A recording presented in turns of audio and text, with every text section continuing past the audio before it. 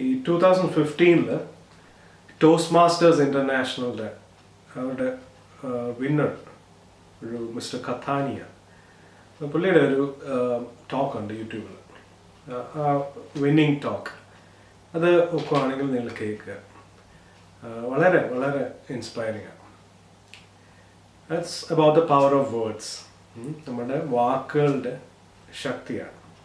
പുള്ളി 2 ഇൻസ്റ്റൻസ് പറയുന്നുള്ളൂ. ഒന്ന് എൻകറേജ് ചെയ്യാനും പിന്നെ ഒന്ന് മനുഷ്യനെ തകർത്ത് കളയുന്ന രീതിയിൽ ഉള്ള നമ്മുടെ വാക്കുകൾ.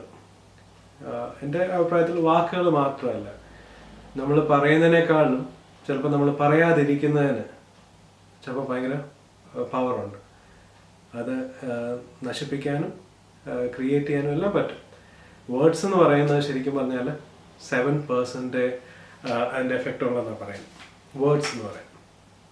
ബാക്കി നമ്മുടെ ബോഡി ലാംഗ്വേജ്, നമ്മുടെ ഫേഷ്യൽ എക്സ്പ്രഷൻസ്, ഇങ്ങനെയുള്ള കാര്യങ്ങളെല്ലാം അത് നമ്മളെ എഫക്റ്റ് ചെയ്യുന്നുണ്ട്, മറ്റുള്ളവരുടേത് നമ്മളെ എഫക്റ്റ് ചെയ്യുന്നുണ്ട്.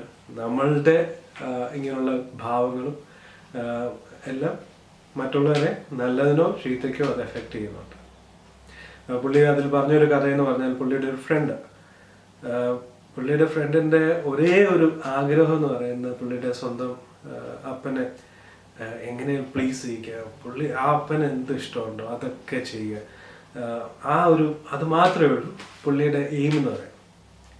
പക്ഷെ ഈ അപ്പൻ എന്തൊക്കെ പുള്ളി നല്ലത് ചെയ്തെന്ന് പറഞ്ഞാൽ അത് അപ്രീഷിയേറ്റ് ചെയ്യുകയില്ല, നല്ലത് പറയുകയില്ല. അപ്പം പുള്ളി എന്നിട്ടും നാസർ എന്നാണ് ആ ഫ്രണ്ടിൻ്റെ പേര്. അപ്പം നാസർ മാക്സിമം ട്രൈ ചെയ്യും. അപ്പം കോളേജിൽ പുള്ളിക്ക് എല്ലാത്തിനും സ്ട്രെയിറ്റ് A's കിട്ടി, A ഗ്രേഡ്.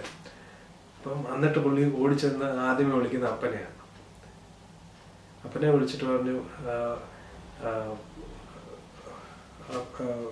എനിക്ക് എല്ലാത്തിനും സ്ട്രെയിറ്റ് A's കിട്ടി, ഇപ്പം എന്നെ പറ്റി പ്രൗഡ് അല്ലേ എന്നുള്ള വിളിച്ചു ചോദിച്ചു. പ്ലീസ് എന്നോട് പറ, എന്നെപ്പറ്റി ഇപ്പോൾ അഭിമാനം തോന്നുന്നില്ലേ എന്നുള്ളത് പുള്ളി ചോദിച്ചു. ഈ അപ്പൻ പറഞ്ഞത്, ഞാൻ നിന്നെ തിരിച്ചു വിളിക്കാം, ഞാൻ ഇച്ചിരി ബിസിയാണ്. ആ ഒരൊറ്റ വാക്ക് ആ കൊച്ചിനെ ഒരു ഡ്രഗ് അഡിക്റ്റ് ആക്കിയെന്നാണ് പറയുന്നത്. അത് പിന്നീട് അവൻ്റെ മരണത്തിൽ കൊണ്ടെത്തിച്ചു എന്നാണ് പറയുന്നത്. നമ്മുടെ നാട്ടിലും പലയിടത്തും ഞാൻ ഈ ഫ്യൂണറലൊക്കെ അറ്റൻഡ് ചെയ്യുമ്പോൾ പലരും വലിയ വലിയ വായിൽ ഭയങ്കര അപ്രീഷിയേറ്റ് ചെയ്ത് മരിച്ച ആളെ പറ്റി ഒത്തിരി നല്ല കാര്യങ്ങൾ പറയുന്നേക്കാം. പണ്ടൊരു അച്ഛൻ പറഞ്ഞ ഞാൻ ഓർക്കുന്നു,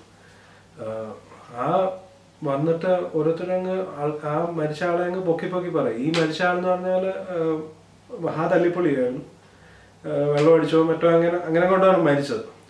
ഒരു നാട്ടുകാർക്കും വീട്ടുകാർക്കും യാതൊരു പ്രയോജനമില്ല, ഉപദ്രവം മാത്രം ചെയ്തൊരാൾ. അപ്പോൾ ഈ പുള്ളിയെ പറ്റി വന്ന ആൾക്കാർ ഈ മൈക്ക് കെട്ടിക്കഴിഞ്ഞാൽ പ്രസംഗിക്കുക എന്നുള്ളൊരു ഇതുണ്ട്. അപ്പോൾ ഈ ഒരു പരിചയം കാണത്തില്ലായിരിക്കും ഇദ്ദേഹത്തിന്. അപ്പോൾ അത് പൊക്കി അങ്ങ് പറയാം. അപ്പോൾ ആ പെട്ടിയുടെ അടുത്തിരുന്ന അമ്മാമ്മ എത്തി നോക്കി, ഇത് എൻ്റെ ഭർത്താവിനെ പറ്റി തന്നെയാണ് ഈ പറയാൻ, ഭർത്താവ് തന്നെയാണ് മരിച്ചു കിടക്കുന്നത്. ഞാൻ പറഞ്ഞത്, നമ്മളെന്തിനീ മരിക്കുന്നിടം വരെ വെയിറ്റ് ചെയ്യുന്നത് നല്ലത് പറയാനായിട്ട്? ജീവനോടിരിക്കുമ്പോൾ നമ്മൾ നല്ലത് പറയുമ്പോൾ അതവരെ കുറച്ചു നാളും കൂടെ ജീവിപ്പിക്കത്തില്ലേ? മലയാളികൾക്ക് എനിക്കറിയില്ല, നമുക്ക് കളിയാക്കാൻ ഭയങ്കര ഇഷ്ടമാണ്, പെട്ടെന്നൊരു സന്തോഷമാണ്. നമുക്ക് ചുമ്മാ കൊച്ചു പിള്ളേരെ എവിടെയെങ്കിലും ചിലർ കാണിക്കുന്നതൊക്കെ, കൊച്ചു പിള്ളേരെ അവർ എന്തെങ്കിലും പറഞ്ഞാൽ അവർ പെട്ടെന്ന് കൊച്ചു പിള്ളേരല്ല, അവരങ്ങ് വിശ്വസിക്കും, വിശ്വസിക്കും, അവരങ്ങ് പെട്ടെന്ന് ദേഷ്യം വരും. അപ്പം അത് കാണാൻ ഇഷ്ടമുള്ള ആൾക്കാരുണ്ട്, ഒരു സാഡിസ്റ്റിക് പ്ലഷറാണ്. അപ്പോൾ ഞാൻ അങ്ങനെയുള്ള ആൾക്കാരോട് പറയാം, അങ്ങനെ ഒരിക്കലും കുഞ്ഞുങ്ങളോട് ചെയ്യില്ല. കാരണം കുഞ്ഞുങ്ങൾ നിഷ്കളങ്കമായിട്ടാണ് അത് വിശ്വസിക്കുന്നത്, നമ്മൾ പറയുന്നതെല്ലാം വിശ്വസിക്കും. അവരെ അപ്സെറ്റ് ചെയ്യിക്കരുത് അങ്ങനെ. അപ്പം നമുക്ക് പക്ഷെ അതൊരു പ്ലഷറാണ്, ആൾക്കാർ പെട്ടെന്ന് ദേഷ്യപ്പെടിപ്പിക്കുക, കളിയാക്കുക. ഇപ്പം അങ്ങനെ വന്നപ്പോൾ ശരിക്കും ഞാൻ പുറത്തോട്ടൊക്കെ പോയപ്പോൾ ആൾക്കാർ നമ്മളെന്തെങ്കിലും നല്ലത് ചെയ്യുമ്പോഴും അവർ നല്ലതായിട്ട് അപ്രീഷിയേറ്റ് ചെയ്യുമ്പോൾ പോലും ഞാൻ വിചാരിക്കും നമ്മളെ കളിയാക്കിയാണ് സംസാരിക്കുന്നത്. കാര്യം നമുക്ക് അങ്ങനെ ഒരു ശീലമില്ല. പൊതുവേ നമ്മുടെ നാട്ടിൽ ക്രിട്ടിസൈസ് ചെയ്യാൻ ഒരു സർക്കാസം, പുച്ഛവും അതൊക്കെ നമ്മൾ മാറ്റണം. നമ്മൾ ചെറിയ കാര്യങ്ങളാണെങ്കിലും എടുത്തെടുത്ത് നല്ല പറയാം.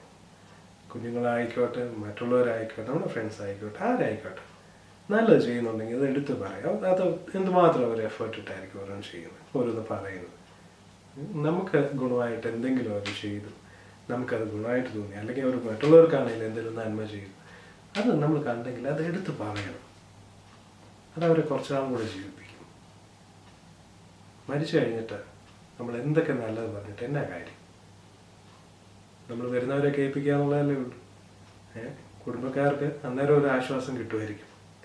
പക്ഷെ ആ മരിച്ച അയാൾ ചെയ്ത നന്മകളെ പറ്റി നമ്മളൊന്ന് ഓർമ്മിപ്പിച്ചിരുന്നെങ്കിൽ അയാൾ കുറച്ച് നാളും കൂടെ അതേ കുടുംബത്തിന് വേണ്ടി ജീവിക്കത്തില്ലായിരുന്നു.